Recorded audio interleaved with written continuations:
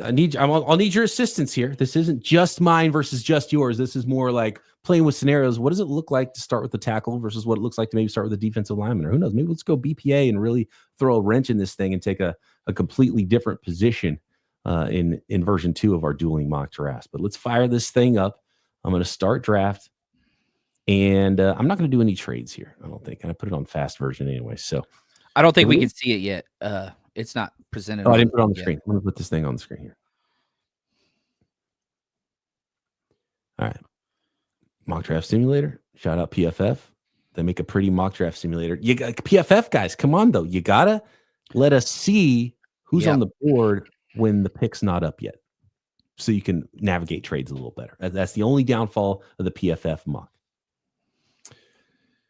Okay, here we go. I love Mike Green, but man, there's the red flags. And if some of the stuff that's out there is true, it's going to be tough, and you can't really take him this high for the 49ers. And I think he's still a first round guy, and I think he's a beast. Maybe lacks a little bit in arm length category. But man, if he's had 34-inch arms and was clean off the field, great leader, character, all that stuff. And look, he might still be that guy. I'm not sure. I'm not privy to all the information. There's just some whispers out there about red flags from stuff from Mike Green's past. Then he might be my favorite guy for the 49ers at pick 11. But right now, can't really do it. Josh Simmons, similar with the injury, man. That patellar tendon tear, it's been bad. It's ended Weston Richburg's career, offensive lineman for the 49ers.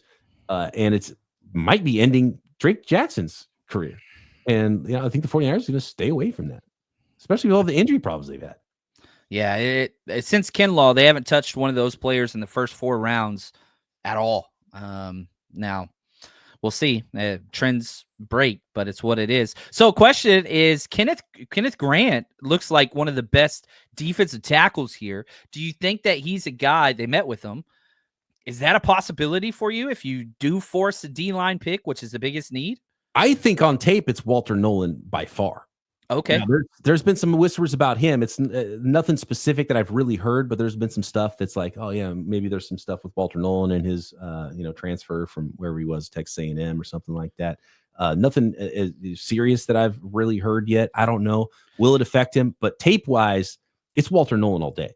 And so, okay, I'm gonna push against this. Not with that, but like my number one DT is Derek Harmon. I love the Oregon dude. You don't like him? I think that Walter Nolan is consistently better run defender. He's consistently a better pass rusher. His motor runs hotter, and he's just a better player all around.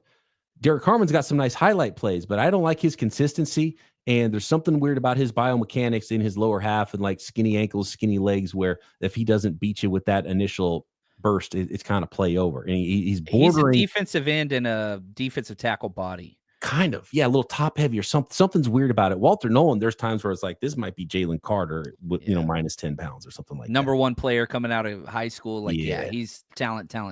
And there's some motor to Walter Nolan's game, which I like as well. So I think the reason he's ranked where he's ranked is just because there's maybe some stuff that maybe teams aren't clean on with him. I can't really speculate on it. And I haven't heard anything as serious or as definite as with some other guys that might have red flags.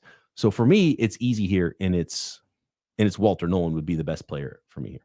I love it. So Walter Nolan. So we're going to see, and again, the whole point of this show, one is just so I can hang out with Brian, but also to see what happens if you go O-line first versus D-line first. Walter Nolan is 100% worthy of the number 11 pick. Talent-wise. Now, maybe there's stuff that comes out and teams maybe are red flagging him. He's not on their boards.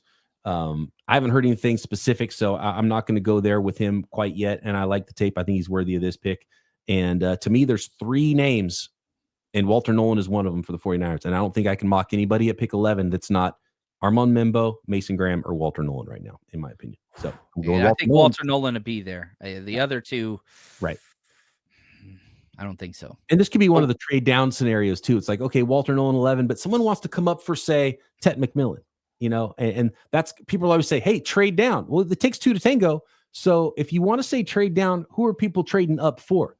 And I could see Tet McMillan being that guy. right? As far as how this fell, maybe Will Johnson could be that guy for some teams. And Kenneth Now Grant's you did. because of the upside.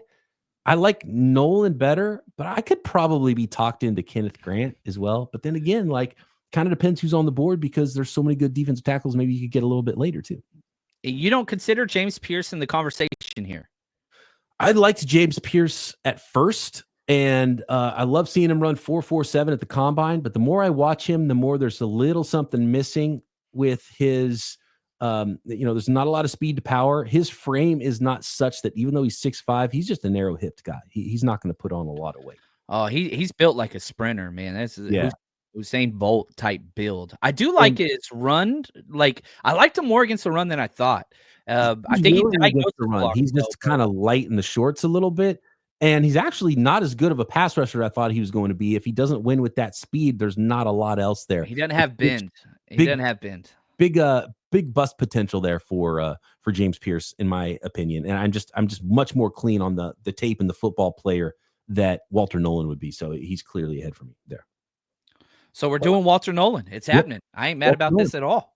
Pick 11. Let's see who's down here at pick number 2 now in the second round. So this is scenario 2. It starts with a defensive lineman. And if you don't like Walter Nolan, plug in a different defensive lineman in your mind there to the 49ers at pick number 11. And who knows, maybe there's an opportunity to trade down first before you make any pick that's not, say, Mason Graham or Armand Membo. And your biggest need, I think defensive tackle is the biggest weakness on this team. You address it early, premium pick. I think people would be very happy with that. So this is interesting because Josh Connerly makes it to the 49ers in the second round. And I was impressed with the Connerly tape. He's really athletic. I think there's more there. I think he needs to get stronger. It's the power part of his game that I would worry about. But as far as a guy who's athletic enough to stick and play offensive tackle, I think Josh Connerly absolutely is that. And I think for the 49ers, if they draft a tackle, they have a spot at guard for him to play a year before he's ready to jump out there and expect this guy to walk in as a rookie and play left tackle. So let a guy like Connerly or, whoever you draft that maybe, even if it's Membo, probably plays left guard for a year, right? Until I think that's what they want. Decides to retire. I would say play him left guard before I would try to just replace McKivitz and have him play right tackle instead. And can I ask you about this? Nobody's talking about it. Is Dominic Pooney a tackle of the future for the 49ers? Can you utilize that money so you don't have to force offensive tackle in the draft thinking, well, look, Pooney's more athletic and has longer arms than the guy who's currently playing offensive tackle. Whether you kick him out to right tackle or maybe plays left tackle, he played tackle in college just fine. He's a large human being. Like, he's way bigger than I thought. Pooney was the biggest. Was one of my biggest takeaways at camp was like, oh, this guy's huge. And he looks like a really good football player, maybe better than they even expected, even though they liked him in the round 3 area. Maybe he's an offensive tackle for the future that would allow the 49ers some flexibility to not force offensive tackle in the draft. Chris Forster would say no, right? Like, every time they bring it up, he's like, no, he's a guard. He's a guard. We're going to keep him at guard. But you're not wrong. And the problem is, whenever you look at Colton McKivitz, he's not a tackle either. He just happens to be there because they got nobody else. Way more tackle than McKivitz. Yes. And so is Josh Connerly. Right. Connerly, my one issue is I think he might be the one that's like, you can't push him into guard because his anchor ability is his biggest question mark. And his athleticism, man, you put him right tackle or right tackle, he would dust Colton McKivitz. Like, the athleticism, the length, he's got his arms 34 inches. Like, Connerly is like, man, he's a perfect right tackle. He's a perfect right. So then do you kick McKivitz inside? There's an issue with the 49ers offensive line, and you get the best 5 out there. That's never been their approach. Like, you remember when Jalen Moore, like when we had the injury at right tackle with McGlinchey, and they're like, well, can Jalen Moore play right tackle? They're like, yeah, we haven't practiced him there. And it was like, what? Like, I'm sorry? Only. You play left tackle. Right tackle. He's got to be transfer place. It was just like, what are you doing here? That's just bad coaching because you got to have your backup tackles playing both sides and guard. So Connerly, if you draft Connerly, which I think is a great pick, if he falls this far, I personally, John Chapman said, you're right tackle. Colton McKivitz, go learn left guard. Like, that's what I would do. Yeah. Or what about Josh Connerly as a center? He's got that athleticism. By the way, Josh Connerly, so 6'4" and 5/8", 311 pounds, big 10 and 3/8 inch hands, long enough, 33 and a half arm length. A lot of the arm lengths are a little bit shorter too, that a lot of offensive linemen are talking about, like, hey, I'm actually half inch taller than that, longer than that. And I don't remember what the Senior Bowl weigh-in was for Josh Conerly. Was he at the Senior Bowl? Josh Yeah, he was. Conerly, Yeah, he was yes. at the Senior Bowl. He was the one that got blow Yeah. up by Mike Again, Green. like the anchor is kind of, what you're talking about. That is the one thing that showed up on tape, and I was looking for it because of the Mike Green rep, and I did see it on some tape, and that's the question. So definitely Conerly does need to get a little bit stronger. Former running back, by the way, and you could see it with the way he ran. 5:05, 40-yard dash, 171 10-yard split, fastest among all offensive linemen at the combine. I freaking love him. It would be funny to have the player with the longest arms on the team to be your center. Would be hilarious. But if I draft Conerly, I put him at right tackle. I'm kicking McKivitz in. I doubt Forster would do that, but that would be my take on it. But I like Conerly a lot. I The would upside is potentially huge. pass on Conerly here if the right player was available at another position. Is it Trey Amos? Was there like a stud defensive end, pass rusher, maybe? Savone Ravel. Savone is how you pronounce his first name, apparently. He's kind of a freak athlete, but he's coming off the injury. Niners going to avoid the injury guys. So I really can't pass on him here, but the William and Mary guy would be an interesting project, especially if you're not going to start Conerly Charles right away. Grant. You'd take him in the second round? No, not in the second round, but I would say Okay. go a different position here and wait on him and maybe try to go with the the high upside project in round 3 potentially. But Do I you can't go. think Demetrius Knight is a possibility like this He's early? a freak and he's a beast. I probably wouldn't go off ball backer here. I just think that it's something that you draft and develop a little bit later. The 49ers have been pretty good at that. Maybe Sherwood comes over with Saleh from the New York Jets in free agency, won't be a big money free agent. It's more that I just hope you don't have to draft an off ball backer this high. Good player. Yeah. Conerly is the pick at 43. I'm cool with this. DT, Walter Nolan, OT, Josh Conerly. You address the trenches, which everybody wants done, except for probably Kyle Shanahan. I would be very, very happy with this. So similar group of guys here that were here when you were on the clock in round 3. We took Harold Fannin at this spot and the previous one. Man, there's so many good players. The third round is just fit. You know what I mean? Like, there are so many guys here. If you wanted to reach on somebody, or if you just want to take best available, or you want to address a position, I love the third round. Love the third round. So I do like the big body defensive tackles, and I think I'll probably double up a defensive tackle as well, but you can wait on some of those guys. So I'm going to push my luck there, since you got the 290-pound penetrating 3-tech and Walter Nolan early. I could still go big body D tackle later. I could go tight end here. I love these. There was going to be a defensive back I really loved here, potentially either at corner or potentially a safety. I'm not really seeing that.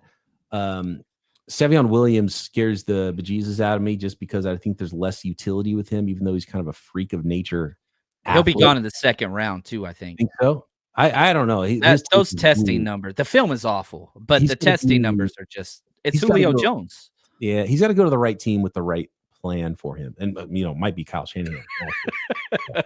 Yeah, Kyle's just like, he's going to jump in the super chat and just say, pick him. What about Jacob Parrish? Do you like him? I love Jacob Parrish. I haven't watched a lot of Jacob Parrish. Is he a legit third round guy for you? He tested way better than everybody thought, and he's the most physical corner in this draft, period. But yeah, 4.3 speed, outside corner, plays a lot of zone, tough as hell. He's one of those Renardo Green type fits that just, Niners met with him. Oh, you're stuck, aren't you? I don't want to miss out on a center. Okay. And so I'm kind of pressing do I go Bo here? Do I press my luck and try to wait till 99 and go Jared Wilson, who you passed on? And I think that might be the way I go here, and wait on a second tackle, pass on edge. Did we miss on some? Oh, see, Jared Ivey went the pick before, and that would have been slam dunk pick for me right there, and I would have drafted Jared Ivey. Josiah Stewart went, Kennard went. So a little run on It edge sure guys was. that even one dimensional guys that I would have liked to take in that spot. Unfortunately, so for me, I think I have no choice. No choice. No choice. Well, I mean, Bassa at linebacker could I go do like with. Bassa. I have no choice, in my opinion. Winston's an interesting one, Penn State safety, but I have no choice. I'm going to go with Jason's kid, Mason Taylor, and swing for the upside Oh, at tight end.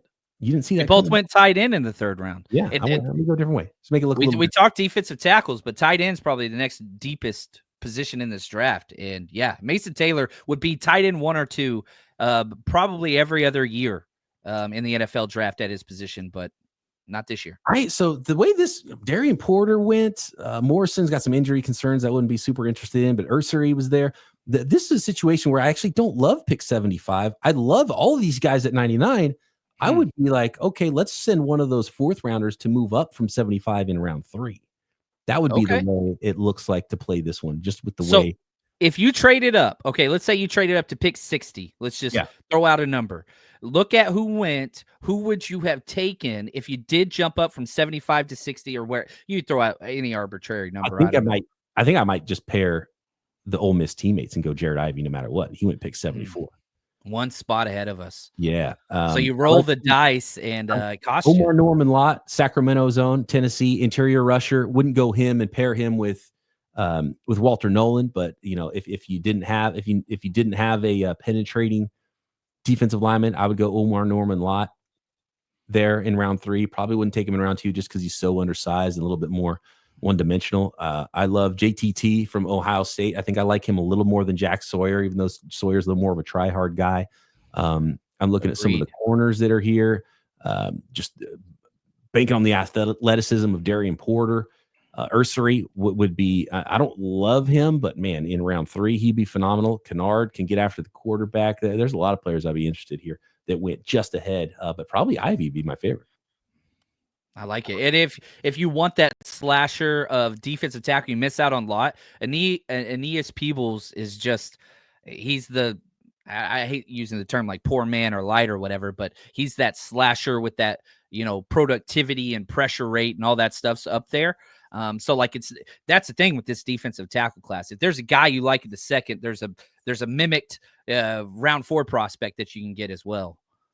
Even Jamari Caldwell, is like the mid-round version of Kenneth Grant. And there is Ezeraku from Boston College is like the second round version of Abdul Carter. I mean, I was blown away by his film. I loved watching that guy. And so, if you don't get Tet McMillan in round 1, maybe you get Jaden Higgins in round 2. Like there's a lot of those guys where it's like, man, I might wait and get the Kirkland brand version of some of these guys. I think Kyle Shanahan will love Jalen Royals, trying to replace the little Debo with that body type, with the ability to get after the catch. So I would probably take Bo here if I didn't think I could get Wilson. I'm going to press my luck, see if Wilson falls to 99, and I'm going to go with upside at tight end and draft Mason Taylor here at 75. That's a lot of talent. You've got athletes there. Walter Nolan, athlete. Josh Allen, freak athlete. Mason Taylor, freak athlete. Like this is a Indianapolis Colts, Chris Ballard type athleticism draft so far. I do like it. I think it's interesting that the 49ers drafted much more athletes last year than the year before. They had, I think they were 31 out of 32 in relative athletic score in the draft before. They just did not draft athletes, and it looks like not a great draft class either. And this last draft, that was 2023 draft, 2024 draft, they drafted much more athletes, older athletes, which is interesting. And almost all of them jumped on the field and looked really good right away. Older athletes. I think that this could be the title of this podcast. Ooh, be older athletes. Yeah. Don't mind your age, but you got to still be an athlete. Yeah, exactly. Peacock fits the mold. That's all I'm saying. So, I'm first of all, for sure, I'm an athlete, and yes, I for sure am getting older. We were talking about I think Sam Monson brought it up. Is like, which prospect has the closest, height, weight, speed to you, and Tet McMillan, 6041. That's what I am. I'm 6041, 6'4" and an eighth. Pretty tall. Some people don't realize it looking at me on the podcast. They don't really ever see me standing up. I remember when I first met you in person, I was like, hey, you just you bend down a little bit, buddy. and I used to be skinny guy. Now I'm skinny fat. I got a dad bod thing going on. 225 is what I claim. I'm afraid to step on a scale right now. I need to get in the gym and work out to try to get down to Tet McMillan's 219, but 6041, 219. He didn't run a 40. I would not try to run a 40 either. I would probably have to convert to tight end, but that was my doppelganger in the draft. All right, we're at 99. You've got D tackle, offensive tackle, tight end. Fannon's still there. I'm going Jared Wilson, the center from Georgia. Yeah, solid draft, man. Yeah. All you've done is D line, O line, tight end to help O line again. Yeah, this is shaping out nicely. A lot of big athletes. Older's okay too. And you know what? Got my 3 tech. Now I got my 1 tech, CJ West. You're on your way to the San Francisco 49ers, probably the closest thing to DJ Jones in this draft. Love him in round 4, so that's an easy pick. He wasn't there at 112 when we drafted earlier. Yeah, but he fell that time. Because I drafted better, John. You did. I'm liking this. I like both these drafts, but this is beautiful. Maybe there's no wrong way to play it. Okay, sure we'll find out April 24th. What do you think here? Back-to-back picks. You don't have a linebacker, a corner, safety. Penn State. I kind of don't mind the idea of taking a quarterback here. Although I'll tell you, my favorite quarterback in the draft is Curtis Rourke out of Indiana. I know it's a basketball school, but he's got anticipation for days. Kyle Shanahan's going to like him. Tough guy too. Played this season on a torn ACL. Yeah, he's a fun player, and they do that RPO and all that stuff, and it's all decisions, and the accuracy is there. He's interesting, and this is about where he'd go. I think you probably even get him a little bit later, round 5, round 6. And so yeah, he's my sleeper quarterback for the 49ers. Someone that Kyle Shanahan's going to really like that they take day 3 somewhere. Let's see. I could go a lot of directions. We go quarterback. We go. I already got a tight end. Tyler Batty's more of a one-dimensional big defense end, but I wish I would have been able to get a defense end. That's the one thing. I haven't gotten an edge yet, and I don't know if I even love any of the edges that are here. It's hard for me to. I know there's a lot of utility to big defensive ends, and you got to stop the run in the NFL before you can get to third down. But it's hard for me to draft the one-dimensional run stoppers. I'm always going to lean toward give me that guy who flies off the edge and can rush the passer. Josh Joyner had a pretty great combine, but none of these names are really blowing me away here at defensive end. I think I missed my shot there. That's a trade up from 75. You got to go round 2. I think you got to go 43. You got to have a defensive end by pick 75. Put it that way. It just doesn't translate late. So in this, we're signing Harold Landry, who just got cut in the offseason. That's why this fell the way that it did. That's the plan. I like that a lot. Who do you like here?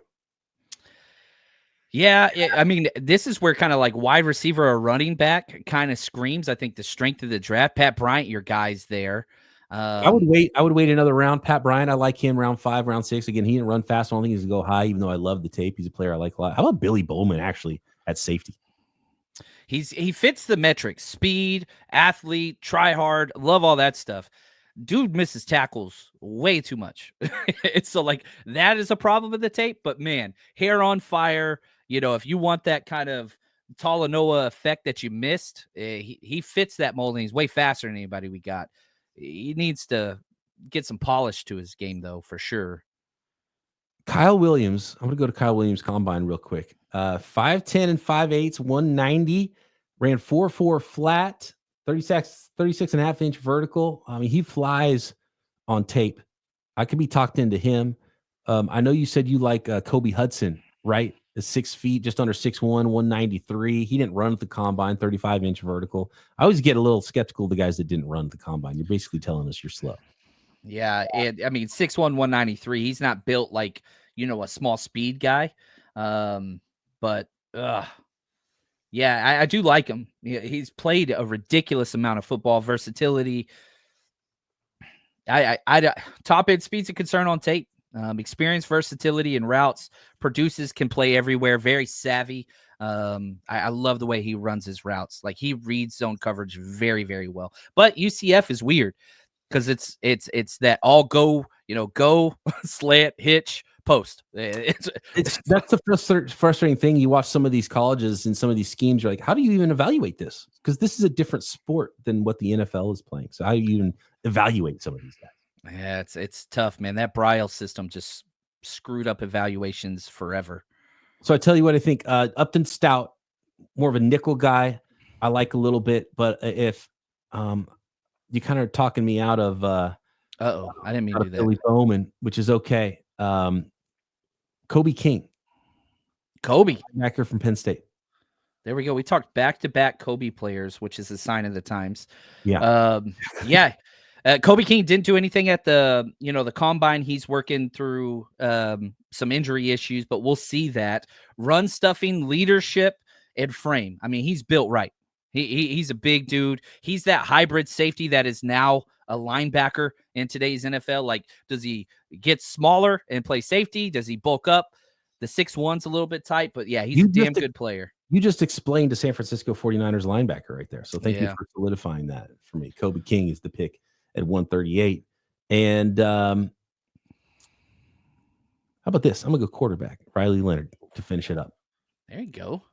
Niners got to take a backup quarterback. And there's a lot of them to choose from in this draft. Somewhere, probably day 3, that late 4th round area. You got the back-to-back picks, got some extra picks to play with. You just got a 5th round pick as well.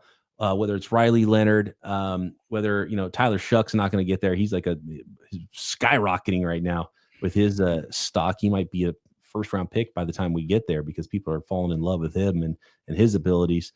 D+, come on. What are we talking about, D+? Don't give me that crap, PFF. Yeah, they didn't like it. So there's my haul. It is Walter Nolan, Josh Connerly, Mason Taylor, Jared Wilson, the center out of Georgia, CJ West going the bigger body defensive tackle out of Indiana, Kobe King, Penn State linebacker, Riley Leonard, quarterback, and good. Like, it's like pick your poison at quarterback. Which quarterback do you like? I think there's going to be a player the 49ers can draft at some point there on day 3, and I think they need to continue to develop quarterback talent. I think it's good for your organization, and you need to be cheap. You need to be cheap if you're going to pay your quarterback $50+ million a year, right? So develop a cheap long-term backup quarterback.